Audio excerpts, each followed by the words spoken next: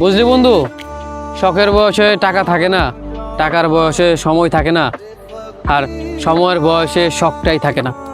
আমাদের জীবনে হয়টা কি, আমাদের স্বপ্নের জিনিসগুলো চোখের সামনে দেখার পরও সেগুলো আমরা পূর্ণ করতে পারি না। মাঝে মাঝে জীবনে এমন সময় আসে যে শখের বয়সে ধৈর্য নিয়ে বসে থাকতে হয়। যেই জিনিসটার প্রতি আমার প্রচণ্ড আশা ভরসা বিশ্বাস ছিল, বা যেই জিনিসটা আমার স্বপ্ন ছিল, চোখের সামনে থাকার পরও সেই স্বপ্নটা আমি পূর্ণ করতে পারি না। কেন পারি না? টাকার জন্য। হয়তো তখন আমার কাছে টাকা থাকে না, কিন্তু মনে প্রচণ্ড শখ থাকে। একটা সময়ের পর গিয়ে দেখি আমার সময় ফুরিয়ে গিয়েছে, অথচ কোনো শখ নেই, বা সময় থাকলেও হাতে সেই শখটা থাকে না। আসলে শখের বয়সে শখ যদি পূর্ণ না হয়, তবে সেই সময় এটা আর কোনো কাজ হয় না। আচ্ছা না, যে 20 বছর বয়সে পছন্দের জিনিসটা যদি পূর্ণ করতে না পারি, 60 বছরে এসে লাখ লক্ষ টাকার মালিক হয়েও তখন সেই শখটা আর থাকে না, টাকা ঠিকই থাকে।